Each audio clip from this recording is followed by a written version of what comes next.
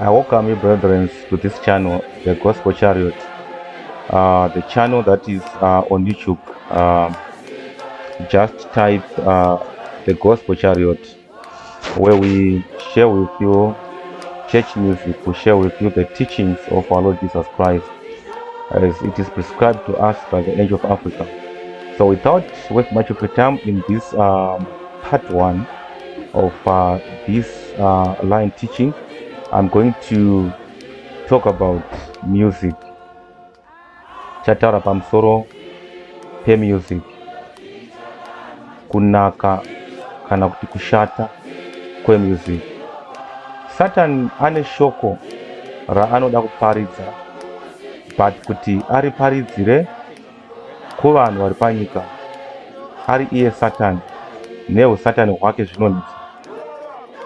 Nokuti he knows kuti vanhu vashoma vanobvuma kumuterera, kunyange vanga vapo, vamwe vangaita havo pamwe kuda through fear, asi zvinogona kunetsa kuti iye pachake akavapo, akaoneka muumhumu hwake achitaura shoko nedzidziso, vanhu vagone kumutevera.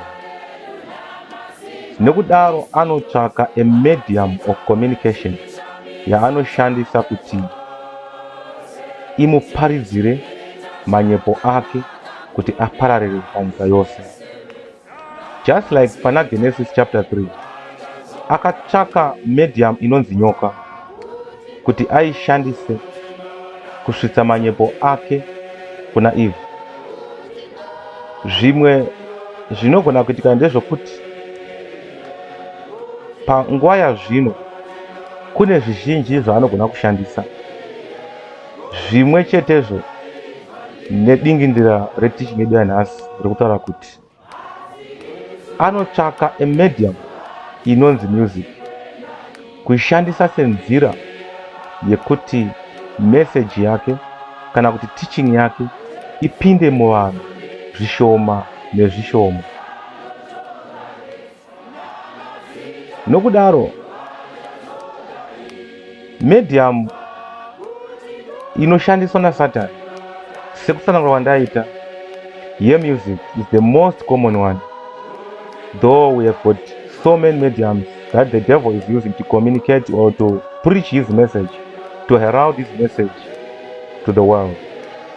Media is one of the powerful tools inosevenzeswa naSatan kuti ataure navanhu. Media yatiri kuda kubata nhasi, toda kubata pamusoro pechinhu chinonzi music. Kaitara nyaya yemedia, tiri kutaura nyaya yezvinhu zvakaita sesocial media, WhatsApp, maTwitter, maFacebook, maYouTube iwaya, kana nepfenyuro, matelevision. Zvese izvi imhando yemedia, kana manewspaper, kana zvinyorwa zvipi nezvipi, imhando yemedia. Asi nhasi toda kubata pamusoro pechinonzi music, nokuti media dzandatsanangura idzi dzose dzine zvadzinoita kukanganisa basa raMwari panyika, kukanganisa mafambiro aMwari panyika, kukanganisa mabatirwe eumwari panyika. Iko zvino information is a disposal, iri readily available to anyone as long as you have got a media device. For example, kana munhu aine phone, you are connected to the whole world. Chinoitika pano chinogona kuswera chasvika kuAmerica, asi kare zvaitoda ndege nemari zhinji kuti shoko rako rigone kusvika kunzvimbo dziri kure kure. Asi panguva yazvino zvinoda maseconds. Chinhu chichitoitika, vanhu vachitora mavhidhiyo vachiisa pamasocial media, broadcasting through masocial media groups, maFacebook groups, maWhatsApp, maTwitter, zvinoswera zvasvika kwese kwese kwazvakafanira kusvika. Some information is damaging, some information is positive, some information is carnal, some information is perfect, is holy, iri spiritual, iri inobatsira, imwe inoconnecta vamwe ku the spiritual world, whether the evil world or divi raMwari. ndikakupa poison iri mbhodhoro rine chiskeleton chakanzi danger, ndokuti drink iri, inwa drink iri. The moment yaunoona chiskeleton unoriramba. But ndikatora juice 7 up juice kana kuti 100% juice riri mutransparent bottle rinooneka zviri mukati, ndodira 3/4 kana kuti 95% yedrink riri kupinda muchigubhu rive drink raunoziva rauri kuona muchigubhu rakanyorwa pachigubhu. Ndotora just 5% of poison ndobva ndadira mudrink riya. Vamunoona vanourawa nepoison havambomwi yakawanda, anongomwa just a sip. Ndikadira 5% yepoison ndokuti juice iri inwa unobvuma, nekuti chauri kuona iwe wakatarisa uri kuona drink rakanyorwa rinonwika rinotenderwa. Unonwa wakadekara uchiti uri kunwa drink izvo you have taken poison and medzisoro yazvo kufa. Zvimwechetezvo naSatan ane imwe poison yaanoda kupa vanhu, but kuti aipe vanhu sezvairi anoziva kuti vanhu vanoramba. The devil has a message to preach, but kuti azviite direct zvinoramba. Saka anomixa poison yake nejuice, anoisa a little bit of evil thing muchinhu chiri right, chinhu chakanaka. No wonder why tine muranda waMwari Paul Mwazha weAfrica akatidzidzisa about media, kushata kwemedia. I remember kudhara kare taito vanhu vakanga vasisina matelevision mudzimba, vanhu vakange vasisina even maradio mudzimba. People were discouraged even to read from the newspapers. But through kuchinja kwezvinhu, it's now more acceptable and very archaic to be found without a television, without a DVD player, without a smartphone that connects you to the internet, that connects you to the media. Now, Paul Mwazha weAfrica why akanga atidzidzisa izvozvo, uye why akasimba asina kubva padzidzo iyoyo, nokuti ndozviripo kunyange nanhasi. It's only us, according to book yemuparidzire chapter 7 verse 29. God created man perfect, but man sought his own ways, and we were derailed from God's way of living. Paul Mwazha of Africa gave us a teaching about the bad of media, but us decided through our carnal mind, carnal thinking, carnal reasoning, that it is archaic, it is ancient for one to live with no connection to the media. And 95% of people who are on media, they don't benefit spiritually, but they are killing their spirits, they are killing their soul. They are being taken away from God slowly. The devil is using music. Let me come back to music. He is using music kurasisa rudzi rwaMwari panyika. He mix manyepo ake nezvinhu zvaunofarira. He takes his message oizanganisa ne beat kana kuti nema instruments, voice plus instruments, to produce a sound. We call it music. He takes message yake oisa pa script and vanhu vo actor and calls that message a movie.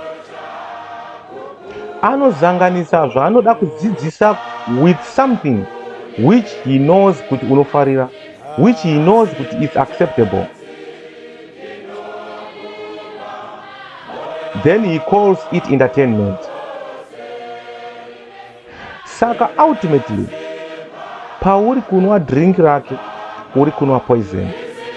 Uri kunwa poison ya aisa imomo. While you are being entertained, you are also feeding your soul on dangerous stuff. We are a product of our thinking. God gave us 5 senses. The 5 senses are the roads or the avenues to our heart. I had got a teaching that I did on this gospel church channel on YouTube, that the mind, the heart is the mind. That's the mind, the heart. So the 5 senses are the avenues that leads to the heart. Through our senses, we become who we are. We are there to respond to the world through our 5 senses. We are being molded to become who we are through our 5 senses. Unonzwa munhu achiti mashoko ake anditaurira, andikanganisa, andibvisa pana Mwari. Chii chaita kuti zvisvike pakudaro? Mashoko auya through the ear. Pandafema mweya wakati, mwoyo wangu wamira, ndanzwa kuda kukanganisika. Pandaona nemeso angu, nanhasi ndiri kuvhunduka, hana yangu iri kurova. Pandaona nemeso angu,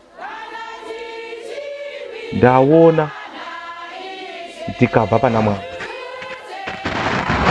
Through the 5 senses. So let's talk of music or entertainment.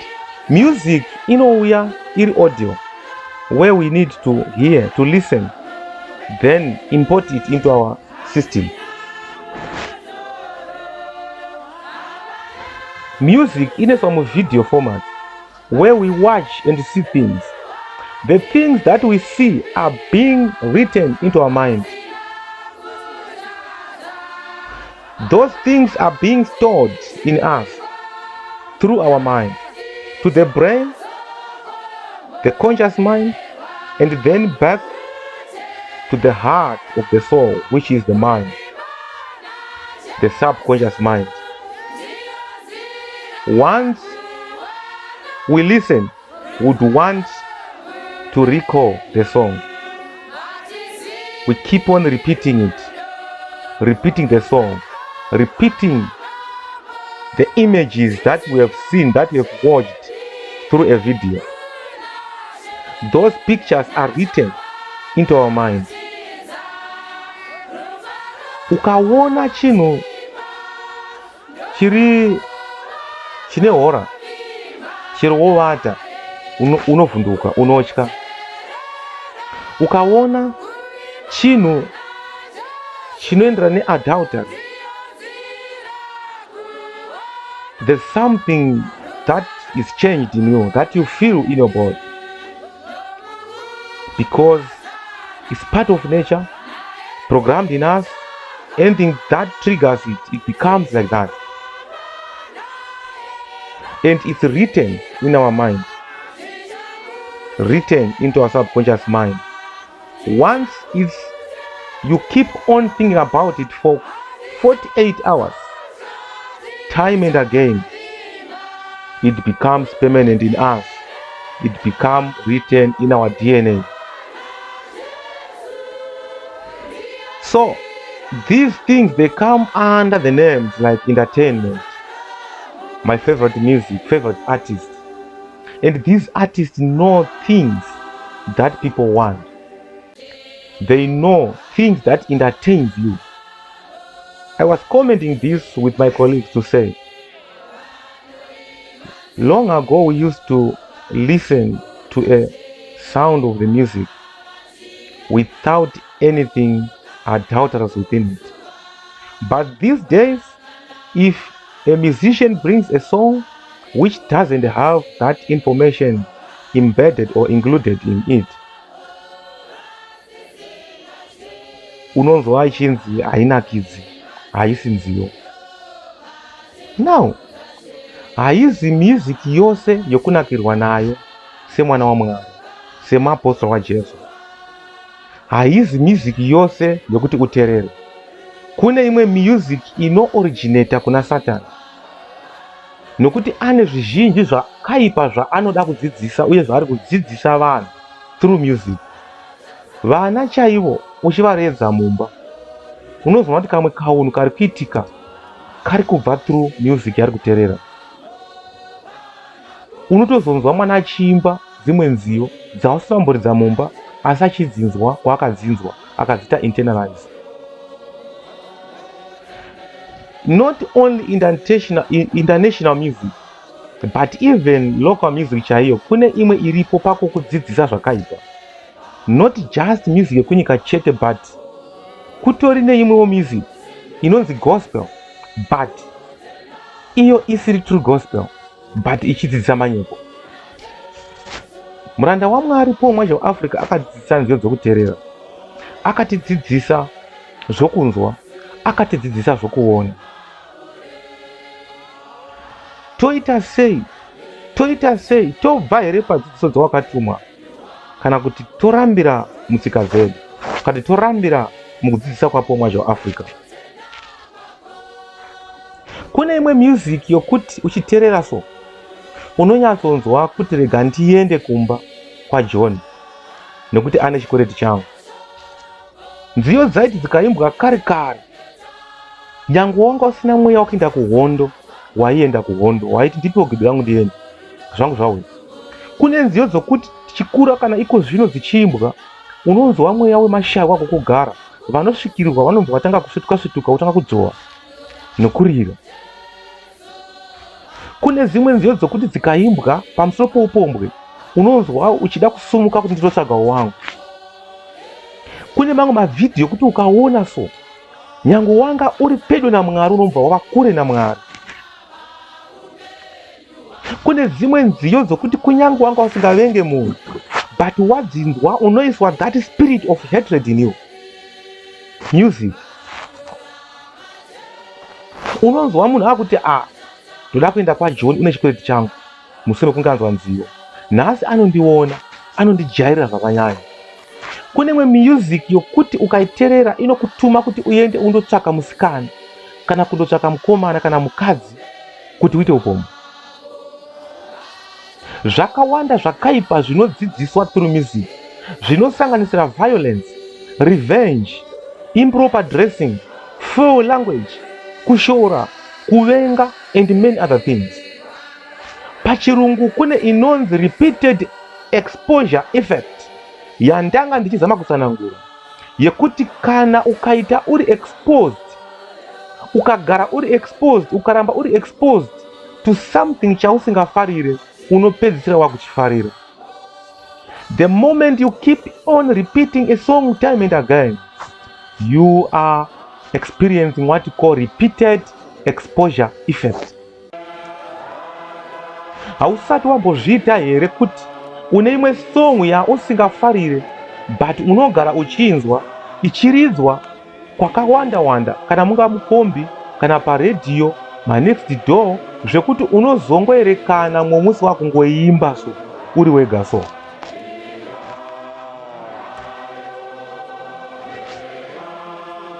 I don't know if it's ringing into your mind. Kana Bible rozeya richiti ida munhu anokuvenga, iwe wakateerera song inoti ida anokuda asingakude siyana naye. I'm just speaking. You find it hard to accept nokuti une song yakakudzidzisa kuti ida anokuda asingakude siyana naye. Kana Bible rave kukuudza kuti vapenyu havana communication navakafa, you find it hard and very difficult to believe nokuti une song yawakanzwa whereby the musician aimba as if ari kutaura nasomeone akafa. Kana Bible rave kukudzidzisa peace, zvinokunetsa zvakanyanya kugamuchira nokuti wakadzidziswa through music, wakadzidza through music kuti kana munhu akunetsa vakomana batai munhu, pondai musoro, muroverei ndaro. Kana bhaibheri rava kudzidzisa kuti let's say something you know zvinhu zvokuti zvinokunetsa kuti uzvigamuchire, you find it very hard to accept nokuti mwoyo wako waomeswa through music, through message yawanga uchipinza musoro mako constantly and repeatedly, inenge ine dzidziso dziri wrong. Bit by bit tiri kudzidziswa zvinhu zvinopesana neshoko raMwari. Ndiko kusaka muranda waMwari Paul Mwazha weAfrica akatidzidzisa pamusoro peshoko rokuti we need to control our media as the angels of Africa, as the vapostora vajesu vapostora veAfrica. Tinoitwa guide through the music that we listen to, through the media that we listen to. Hazvisi zvose zvose zvokuteerera, hazvisi zvose zvose zvokunzwa, hazvisi zvose zvose zvokungofarira. Not everything called entertainment is entertainment kumwana waMwari. Ndataura ndikati it's not only music yekunyika ine problem. Kune even masongs anonzi ndegospel anogona kudzidzisa zvinhu zviri anti-biblical, zviri anti the teaching of the word of God as it is given to us by Paul Mwazha of Africa. Munhu kana akazviti ndi gospel artist, it doesn't necessarily mean kuti anoimba chokwadi. Some musicians don't take much into research pamusoro pezvinhu zvaari kuda kuimba nezvazvo. Anongomhanya kustudio kunotsikisa album and ends up ave kuimba zvimwe zvinhu zviri correct. Yes, nyaya yaari kuimba ndeye Bible, but ari kuita mispresent, ari kuzvipresenta in a wrong way. Malyrics ake ari kutwista chokwadi zvokuti in the end zvinogona kukurasa kana kurasa vazhinji. Todzoka pashoko remutumwa Paul Mwazha weAfrica rinoti teererai nziyo bedzi dzekuchechi, teererai dzidziso bedzi dzekuchechi. Not all teachings are to be listened. Not all called sermons are sermons based on the true word of God. Tati Satan kana achida kupandutsa vanhu anotora 95% yezviri correct, omva aisa 5% yezvisiri correct. Slowly it's damaging you. So to be safe, music yaunoteerera ngaive ine line nezvinodzidziswa neshoko raMwari nezvatakatenda kwazviri kudzidziso yaPaul Mwazha weAfrica. Kana music ine malyrics anopikisa nebhaibheri, siyana nayo. Hazvina mhosva kuti yakaimbwa nani, whether great or small, as long as achidzidzisa zvinhu zvisingawirirani nebhaibheri, zvisingawirirani neshoko raMwari, zvisingawirirani nedzidziso yaPaul Mwazha weAfrica yatakapiwa naye, aipiwa naShe Jesu Kristu.